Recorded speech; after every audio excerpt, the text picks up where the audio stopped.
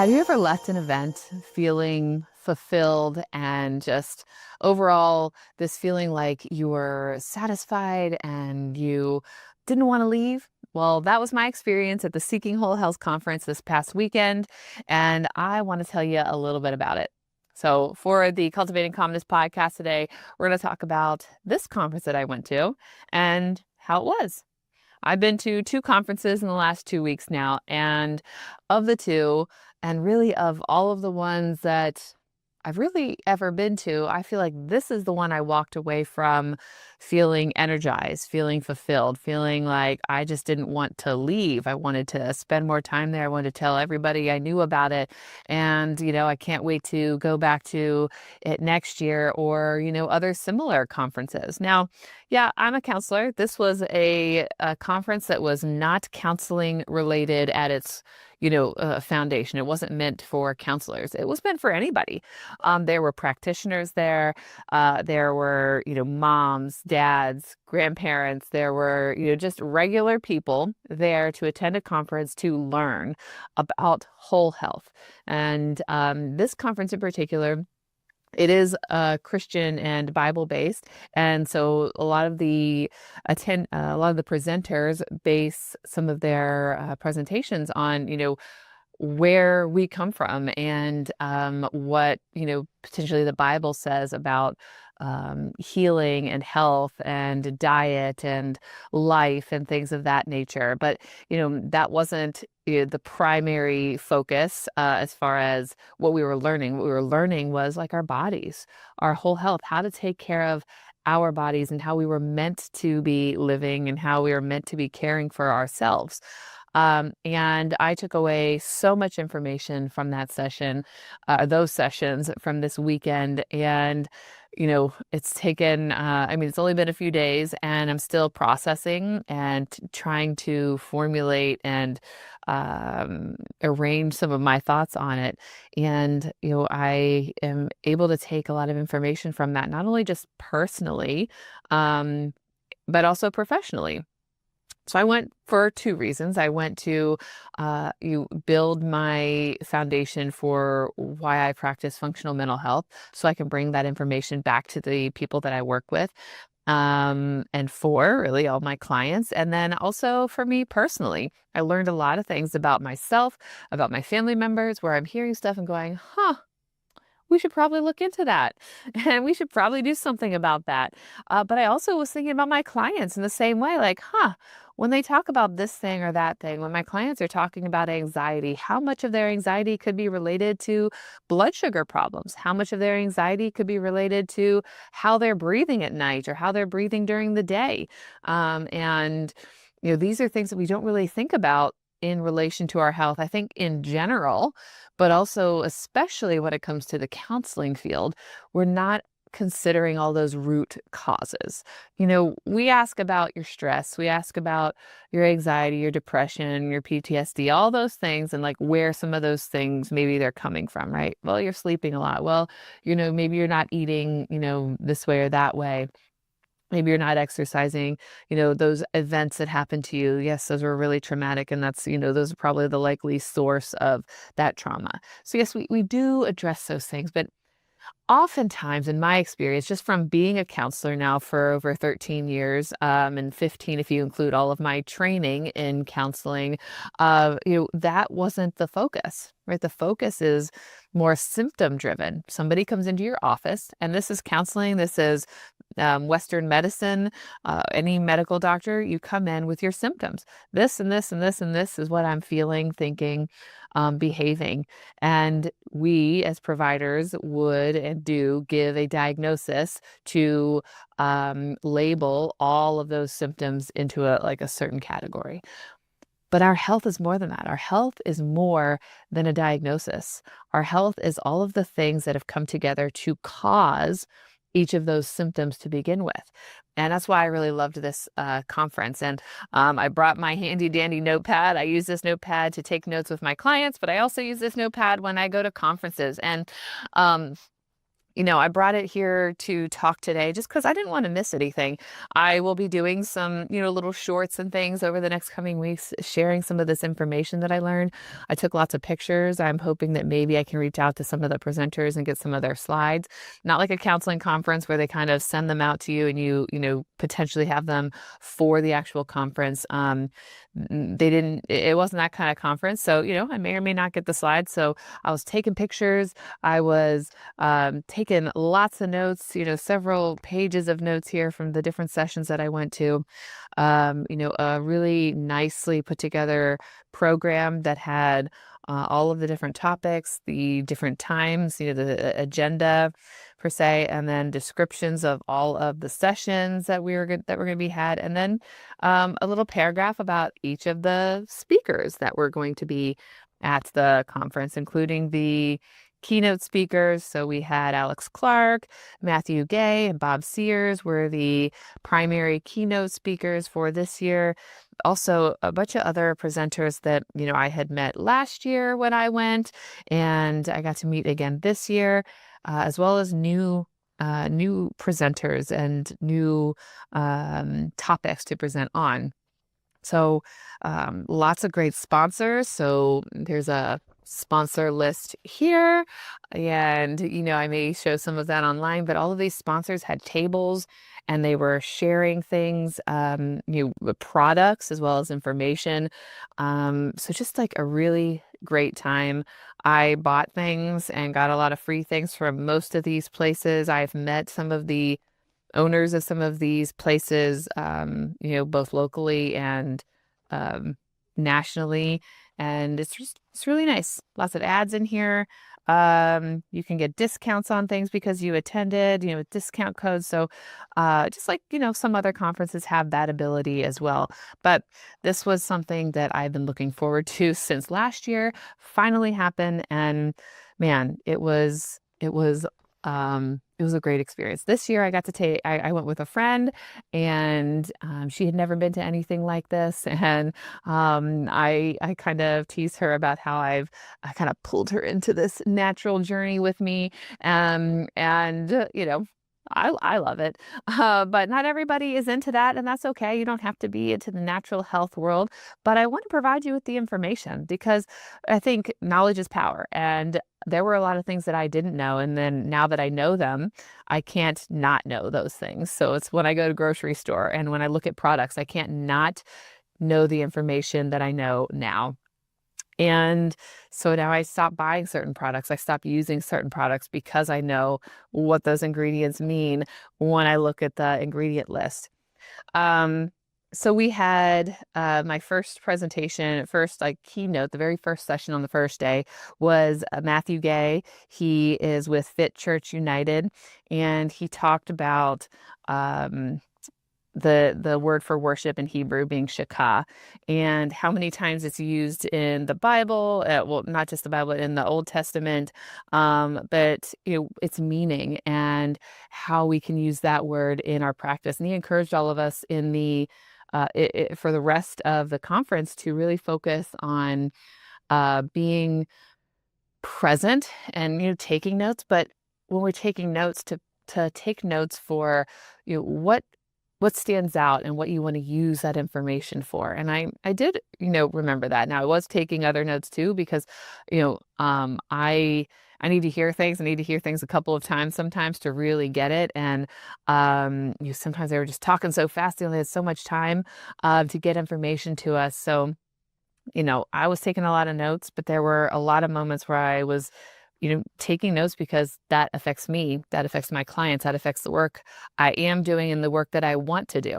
So I know there are multiple sessions where I thought, ooh, I could do a presentation on something with this information that they're presenting. Ooh, I could see how that could work into something that I do. And when I talk to people about health and anxiety. So I was getting a lot of inspiration from a lot of these sessions. He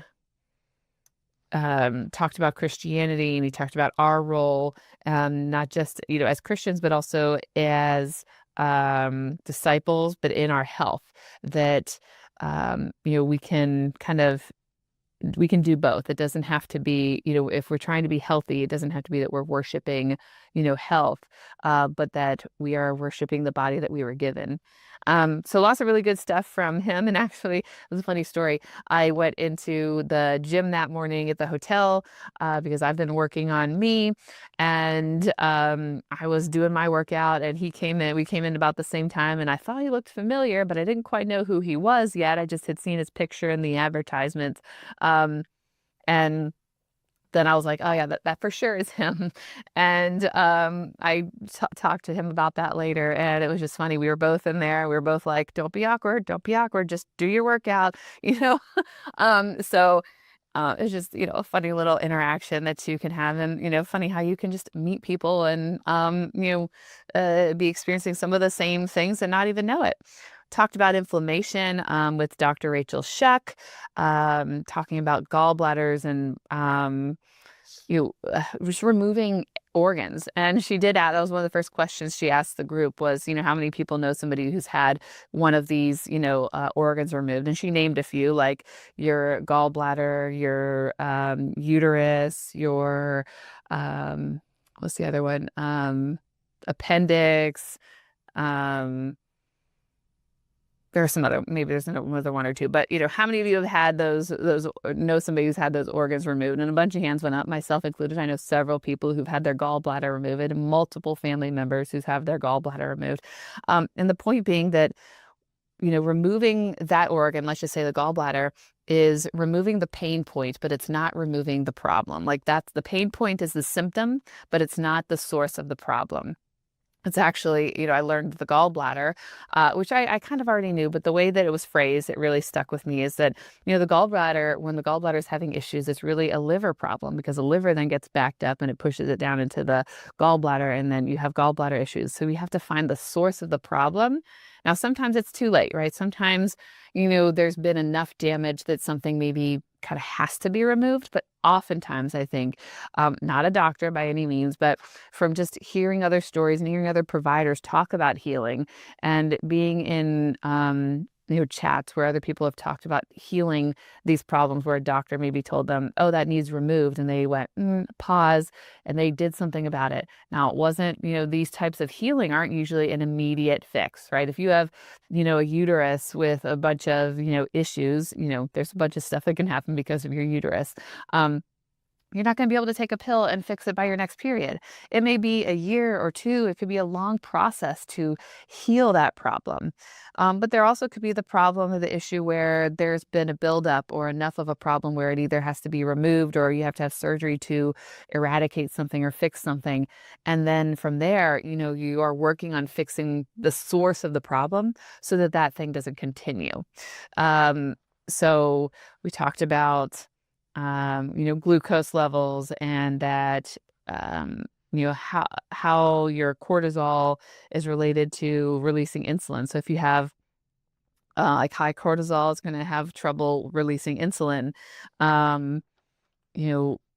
This is all this whole session was about, it's called Inflammation Nation, Hidden Reasons You're Stuck in Pain.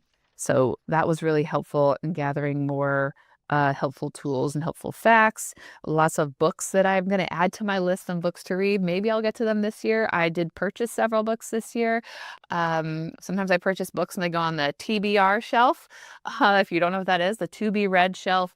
So I did buy books last year, and some of them got read, some of them didn't get read yet. So I have them. They're on my shelf. I do plan to read them.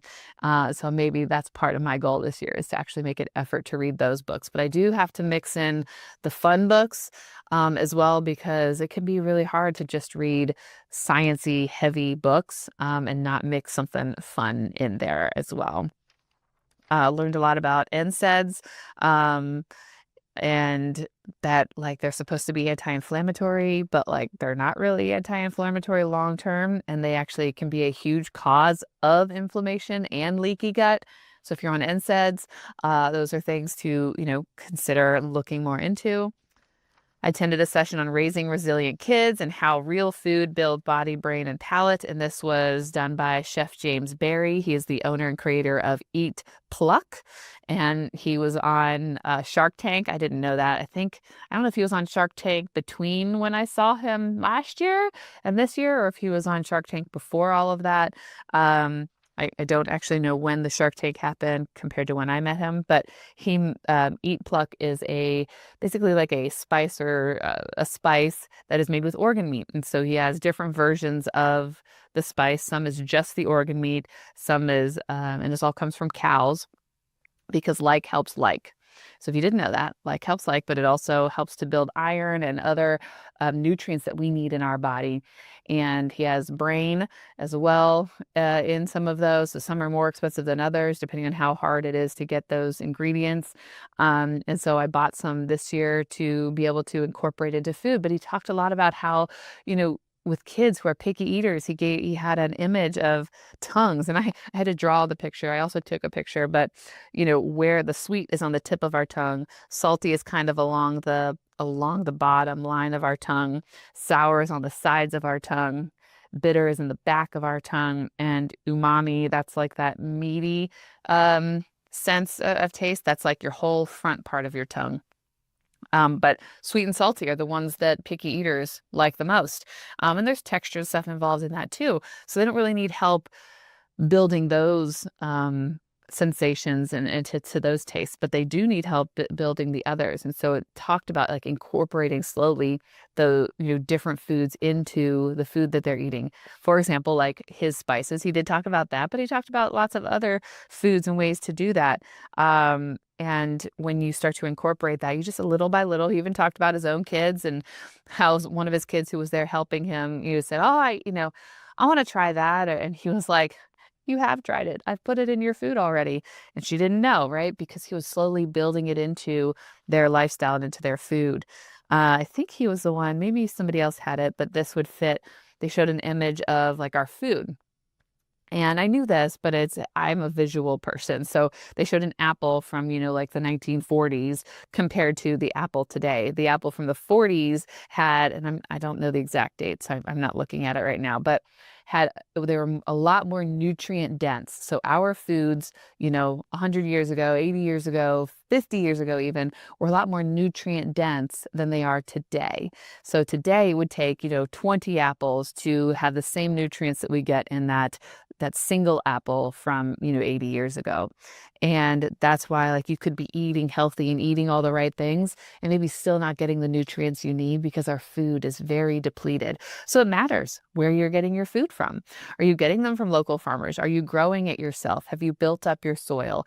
I know for me personally, I have several different gardens in my yard, and we had one where it was a certain like length and width, and then at some point we extended it, and so we needed more dirt. So the part where we extended it to, we just got some dirt. I don't know where my husband got it from, but it was like hard and thick, and it wasn't like it wasn't topsoil. It wasn't easily turnable. It didn't have compost in it.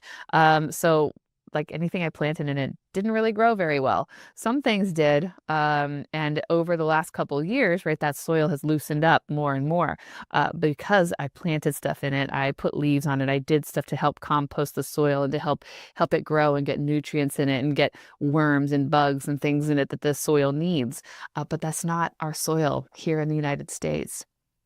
So there was a lot of talk about that. I attended some different panels. There was a women's health panel, talked about, I asked about breast health and mammograms compared to thermography, compared to ultrasound. And the general rule of thumb for natural providers is to avoid mammograms if possible, and that those are more they use them for screening, even though those should be maybe, per the doctors that were speaking in this panel, should be more used for diagnosis versus a screening tool where you can use the thermography or ultrasound, which would be a healthier, safer choice. And then, you can go into those more invasive choices, but they all have different types of consequences and different pros and cons. And they did talk about those things when I asked that question, and I'm not going to get into all of that. They talked about, getting screenings for different things, doing different tests, different labs to find out what's really going on inside of you, and not that generalized care. We want specific care.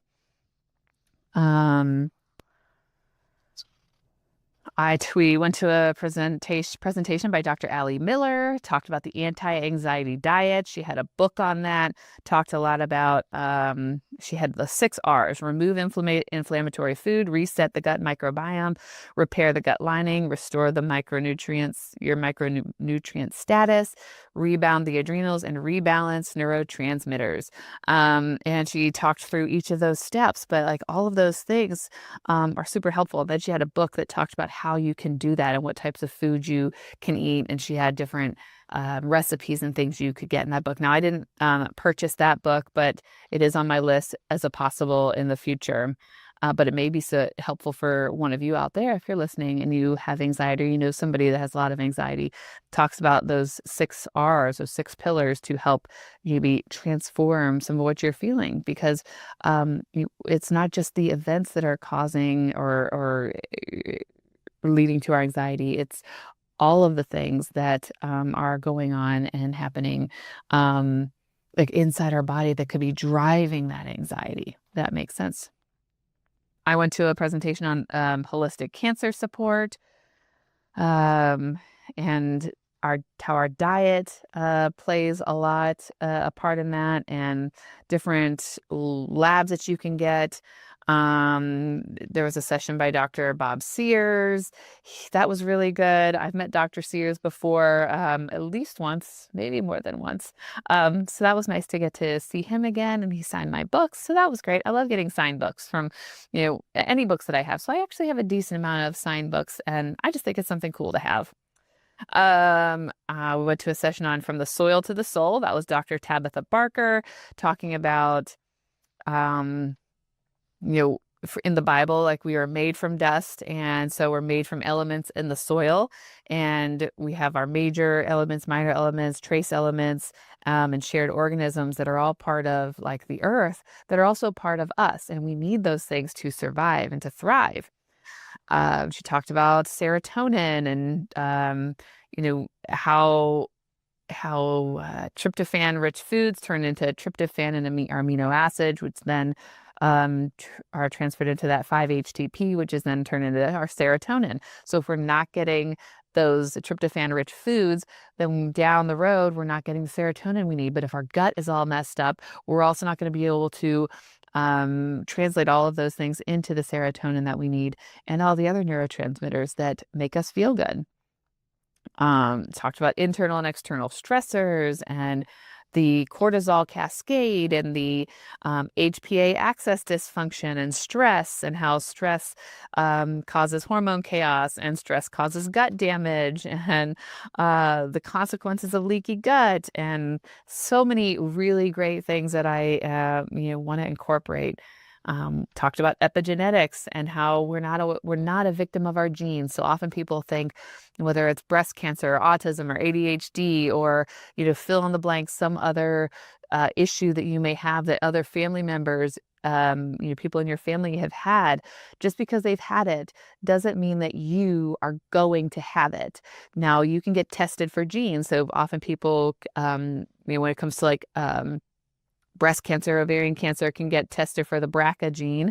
And if you are positive for the BRCA gene, famously, was it Angelina Jolie, I think, had mastectomies to kind of counteract or prevent that from happening. But what this is about is that just because you have a gene doesn't mean that you will experience the expression of that gene. And there's another good book called Dirty Genes by Dr. Nope, I think his name is Ben as well. Lynch, Dr. Ben Lynch. He wrote that book, and he talks about genes, and some of that were talked in here by Dr. Edwards, and how you can turn your genes on and off based on your environment, the things that you eat, the chemicals you're exposed to, the products that you use. And each gene is affected in a different way. The Dirty Genes book talks a lot about that. And so just because you have the BRCA gene doesn't mean that it's turned on. But if it is turned on, what can you do to turn it off? He did mention something in here.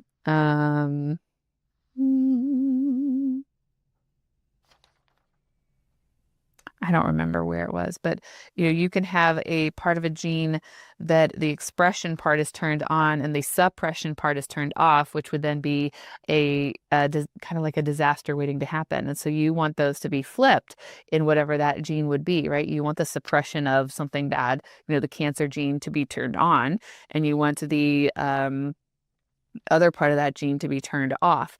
And so getting genetic testing and finding that information out would be able to help you understand what you need to do to change that. It is possible to change those things.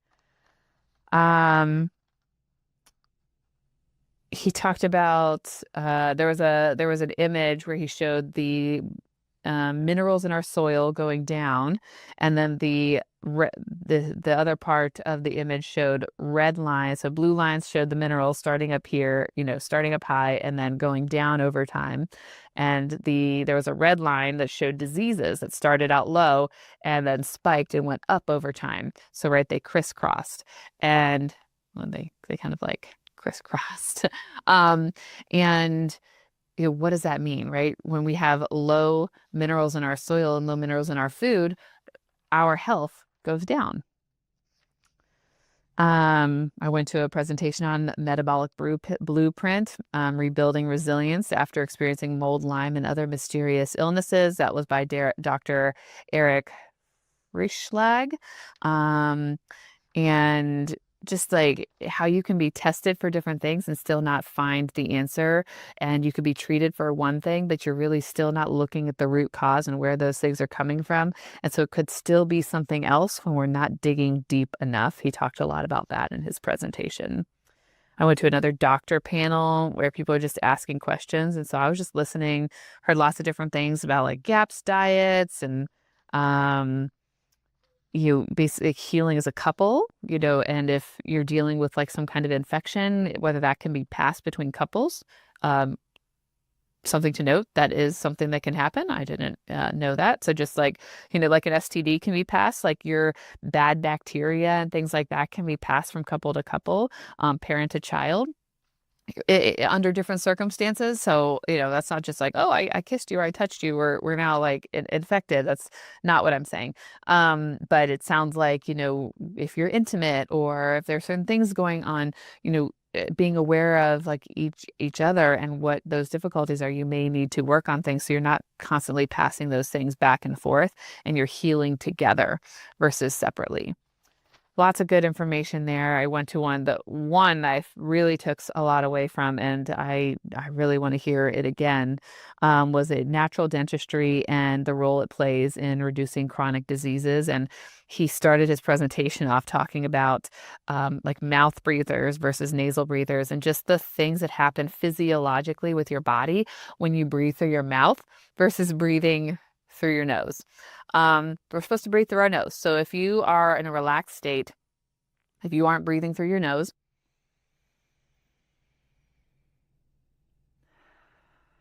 right? Like your tongue, your jaw should close in a certain way. Your tongue should sit on the roof of your mouth, and breathing in then opens up that airway. But when we don't, it causes us to not breathe as deep, not deep into our lungs. And then we hunch forward and our neck moves forward, which then causes your tongue to sit in a certain way, which then forces you to breathe with your mouth open because you're not getting enough opening in your airway. So there's like this domino effect. And then because you do that, there can be other health effects because of all of those things happening, because you're not getting oxygen, because your mouth isn't sitting the way it should, et cetera, et cetera, et cetera. It was fascinating. But definitely led me walking away saying, I need to check some things in my family, in my household, things that I've been, noticing. And now I have even, a better understanding of what those things can mean. You talked about the teeth and some things I know, root canals versus cavities and how those things form and, what happens in your mouth when you have a root canal. It's basically like leaving something dead in your body. Would you want to leave a dead organ in your body? What do you think would happen if you left a dead organ in your body? Same thing that happens with leaving a dead tooth in your body. It causes health problems. So if you are somebody that has a root canal and you have health problems, you may consider getting your jaw looked at because it can cause infection up in those like the oral cavities up where your teeth are because of all of the blood vessels that go to those teeth and where they lead to. And some fascinating information on like how each tooth in your body is connected to different areas, systems in your body. And so if you have an issue with a certain tooth, it may be connected to certain issues you're experiencing elsewhere in your body and what, that could mean for your health. So much fascinating information. Another one on kind of mold and toxins and stress. And that was by Dr. Diana Stafford, and being able to detect mold and test for it and how to find it and how to treat it, remove, replace, re-inoculate, repair, and, things like that. So those were all the notes I think that I took here, but so much information taken away. I'm going to have the opportunity to be able to like review and watch those sessions again. So here, hopefully in the next month or so, I'll be able to get access to those. I'll be able to watch them again, talk about, relearn and rehear those things for me, just like I'm sure my clients, like hearing things multiple times really allows it to sink in and settle. And then you're able to do something with that information versus just hearing it once. So even just me talking to you about it is helping me to retain. I tell that to my clients, you learn a coping skill or you learn something, go teach somebody else so that you start to retain that and you do better with that information as well. So, fascinating conference, just amazing to be around like-minded people and to learn all of this great information and meet so many wonderful people. I did bring this bottle and, I did purchase this one, but fun fact, part of the conference is to like meet each of the vendors and once you do, you get a little slip to like a raffle ticket of sorts, and they had some large prizes and you could pick which one you wanted to be raffle for, and I put mine in to win one of 5 Boro water filters. I currently have a 𝐵𝑒𝐾𝐻, which is a very similar product to the Boro at home, and so I put it in because there were 5 chances to win and I won one. So my plan tentatively is to potentially have that water filter here in my office instead of using bottled water. So yeah, that means being able to use cups and things like that in the office instead. But then I bought one of their nice glass water bottles and that's why it's sitting here. It's just healthy glass instead of using plastic or metal. I bought this and it has this cool little filter in it. So if I wanted to put fruit or herbs or something in here, I could still drink it and it would float around in here and the little filter at the top would prevent it from coming out. So I got a nice water filter that filters out all the chemicals in your water and the fluoride in the water. And I just love my 𝐵𝑒𝐾𝐻 filter at home. And I'm excited to potentially have that here in the office if I can find a good place for it, because you'd be surprised how many chemicals are in your water. And once you start using it regularly, you probably won't be able to go back. I know I used to drink tap water and I loved certain places tap water, and other places I was like, oh, I don't like this. Well, now I can't drink any tap water because I can taste the chlorine. I can smell the chlorine and I don't like it. So I brought this to share. I have so many other things I could share. I will probably do those in some smaller videos. And I didn't bring a lot of those here to my recording studio today. Maybe I'll do that here in the weeks to come, but I hope you learned something from some of the facts that I'm sharing with you today. Thank you for joining me today. I had a great time resharing my experience, and maybe you will want to go to the Seeking Whole Health Conference next year in Wooster, Ohio. Have a wonderful rest of your day. I will see you again next week.